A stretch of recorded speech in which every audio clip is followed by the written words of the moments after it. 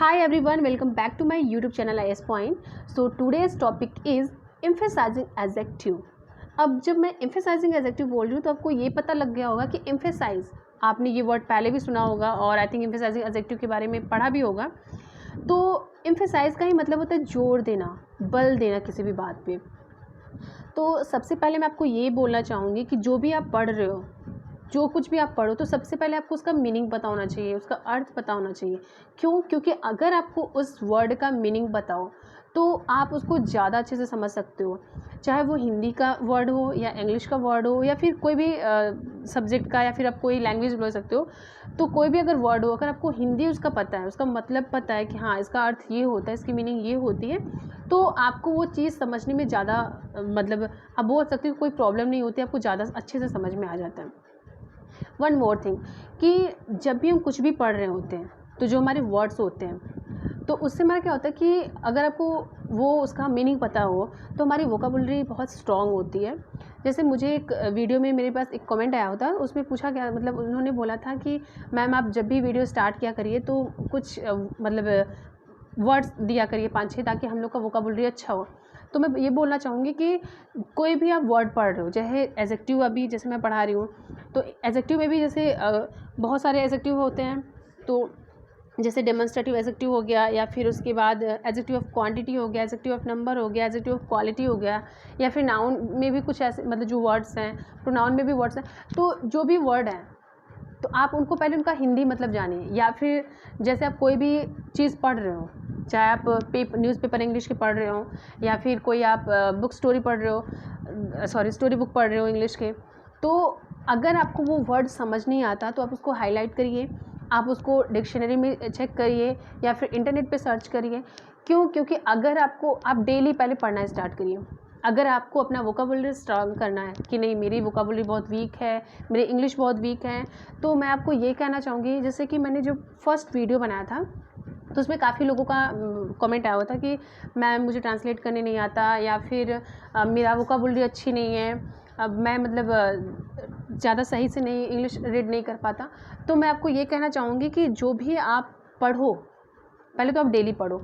अगर आपकी English weak है तो आप जैसे द हिंदू आता है न्यूज़पेपर, या फिर इंग्लिश की न्यूज़ आप देखा करिए। उससे क्या होगा कि आप ठीक है नहीं समझ में आ रहा आपको, कोई बात नहीं, लेकिन आप अगर डेली आप द हिंदू के पेपर से या फिर कोई भी इंग्लिश पेपर हो, अगर आप 10 वर्ड्स डेली निकालते हो तो क्या होगा कि आपका जो वोकाबुलरी होगा वो काफ़ी स्ट्रॉन्ग होगा, और आपका जो प्रोनाउंसिएशन होगा वो भी काफ़ी अच्छे से हो जाएगा। और कोई भी शुरू मतलब स्टार्टिंग से ही वो नहीं जान जाता कि हाँ उसको ये पढ़ते हैं, हम उसको सीखते हैं धीरे धीरे। तो जिसकी भी इंग्लिश वीक है, या फिर जो मतलब नहीं ट्रांसलेट कर पाता, तो हालांकि जब मैं टेंस पढ़ाऊँगी या फिर जब हमारा पार्ट ऑफ स्पीच ख़त्म हो जाएगा तो बहुत सारी ऐसी चीज़ें हैं जो मैं आपको बताऊँगी, तो आपको काफ़ी हेल्प मिलेगी उससे। बट मैं आपको ये कहना चाहूँगी कि प्लीज़ आप पहले पढ़ना स्टार्ट करिए। यानी आप कोई भी, अगर आपकी इंग्लिश वीक है तो आप कोई भी बुक रीडिंग करिए इंग्लिश की, नॉवेल्स पढ़िए इंग्लिश की, या फिर आप गूगल पे भी बहुत सारे ऐसे कंटेंट मिल जाएंगे जो कि आपको अच्छा लगेगा पढ़ने में, तो आप वहाँ पे भी जाके सर्च करिए। तो जब आप उसका मतलब आपको पता लगने लगेगा, आप उसकी मीनिंग जानने लगेंगे, तो आपको खुद समझ में आने लगेगा कि हाँ उसका मतलब ये है। तो जो आज का हमारा टॉपिक है वो हमारा एम्फेसाइजिंग एडजेक्टिव है। तो एम्फेसाइज का मतलब ही होता है जोर देना, बल देना। तो अब यहाँ पे अगर आपको पता चल गया कि हाँ एम्फेसाइज का मतलब होता है जोर देना, तो यानी अगर मैं ये वीडियो देख रहा हूँ तो जाहिर सी बात है कि ये हमारे किस पे चर्चा होगी, किस पे बात होगी, एम्फेसाइज वर्ड पे बात होगी। स्पेशली हमारा फोकस किस पे रहेगा, एम्फेसाइज यानी बल देना। तो वो सारी चीज़ें आज मैं इस वीडियो में डिस्कस करूँगी। And one more thing I would like to say, if you have any doubt in this video, so please you can ask your questions in the comment section to get the answers. Here is the definition of emphasizing adjective. Emphasizing adjectives lay stress on the preceding noun. The words used to emphasize a noun are called emphasizing adjectives. Very and on are the most commonly used emphasizing adjectives which are used to emphasize some idea. यानी कि जब भी हम English में किसी बात पर जोर देकर, यानी जब भी हम इंग्लिश में किसी भी बात पर जोर देकर उस बात को बताना चाहते हो, तब इंग्लिश ग्रामर में एम्फेसाइजिंग एडजेक्टिव्स का प्रयोग होता है। अब इसका मतलब जोर देना, बल देना, इसका मतलब मैंने ये नहीं कहा कि आपको चिल्लाना है ज़ोर से कि oh hi how are you, no, मैंने ये नहीं कहा। मतलब यहाँ पे जोर देने का मतलब ये नहीं है कि आप खूब ज़ोर चिल्लाओ, शाउटिंग करो, फिर आप क्राई करो, ऐसा जोर नहीं देना है। जैसे कि जब हम कभी बात करते हैं तो एक वर्ड पे हमारा क्या होता है, फोकस होता है, हम उस पर बोलते कि नहीं, मतलब आपका उस पर बल होता है, उस पर आप उसी बात पे आप जोर देते हो। हालांकि जब मैं आपको एग्जांपल बताऊंगी तो आपको ज़्यादा अच्छे समझ में आएगा। सो जब भी हम इंग्लिश में किसी बात पर जोर देकर उस बात को बताना चाहते हैं तब इंग्लिश ग्रामर में एम्फेसाइजिंग एडजेक्टिव का प्रयोग होता है। एम्फेसाइजिंग एडजेक्टिव्स नाउन के पहले प्रयुक्त होकर उस नाउन पर बल यानी एम्फेसिस देते हैं। यानी एम्फेसाइजिंग एडजेक्टिव कहाँ यूज़ होता है, नाउन के जस्ट बिफोर होता है। यानी मतलब नाउन अगर यहाँ से नाउन हो गया, नाउन के ठीक पहले हमारा क्या होगा, एम्फेसाइजिंग एडजेक्टिव होगा। वो क्या करता है, यानी वो नाउन पर बल देता है, यानी एम्फेसिस करता है कि हाँ ये बात सही है। सो इसमें ऑन और वेरी जो होता है वो बहुत ही कॉमनली एम्फेसाइजिंग एडजेक्टिव है। हालांकि इसमें जो होता है कि ऑन हो गया, वेरी, सेम, वेरी सेम, ये सारे ऐसे एडजेक्टिव हैं जो किसी नाउन के पहले प्रयुक्त होकर उस नाउन पर क्या देते हैं, एम्फेसिस देते हैं, यानी बल देते हैं। तो जब मैं आपको एग्जांपल बताऊंगी तो शायद आपको और अच्छे से समझ में आ जाए।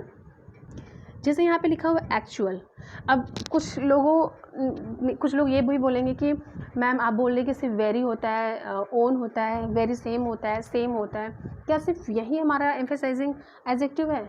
नहीं, ऐसा नहीं है। एम्फेसाइजिंग एडजेक्टिव वो सारे हैं जिस पे वो बल दिया जाता है, यानी जोर, अगर नाउन के ठीक पहले वो आया है और उस पर वो जोर दिया जा रहा है, यानी एम्फेसिस किया जा रहा है, तो वो सारे हमारे एम्फेसाइजिंग एडजेक्टिव है। जैसे यहाँ पे एक्चुअल है। अब जैसे मैंने पूछा is that your actual name, हम काफ़ी बोलते हैं। और एक बात और मैं आपको बताना चाहूँगी कि जब भी मैं आपको एग्जांपल्स बताती हूँ तो आप उस और एग्जांपल के साथ मैं उसका अर्थ भी बताती हूँ, उसका मीनिंग भी बताते चलती हूँ, तो आप उसका मीनिंग भी अब जानते हो। ये नहीं कि आप उसका फोकस सिर्फ ये रहे कि हाँ मैं कैसे पहचानूँगा कि हमारा कौन सा एडजेक्टिव है या कौन सा नाउन है, कौन सा प्रोनाउन है। नहीं, आपका ये इस पर भी फोकस होना चाहिए कि मैं जो बता रही हूँ उसका आपको मतलब भी मैं बताती हूँ, तो वो आपको माइंड में रहना चाहिए कि हाँ, क्योंकि कभी कभी क्या होता है कि हम जब स्पीकिंग करते हैं, हम किसी से बात करते हैं इंग्लिश में, तो हम गलत भी बोलते हैं, तो कुछ ऐसे भी चीज़ें रहती हैं। और एक बात मैं आपको बता दूं कि जब भी अगर आपको इंग्लिश सीखना है तो आप छोटी छोटी बातें पहले इंग्लिश में बोलना स्टार्ट करिए, ठीक है? आप बहुत बड़े बड़े सेंटेंसेस मत बनाइए, आप छोटे और खुद से बात करना स्टार्ट करिए। अगर आपको फिर भी प्रॉब्लम है तो आप मिरर के सामने जाइए। अगर आप मिरर के सामने बात करेंगे तो आप में ज़्यादा कॉन्फिडेंस आएगा और आप अपने आप को सही से, मतलब होता है ना, आइडेंटिफाई कर पाओगे कि हाँ मैं जो बोल रहा हूँ वो सही है, गलत है, या लोग मेरे पीछे हंसेंगे नहीं।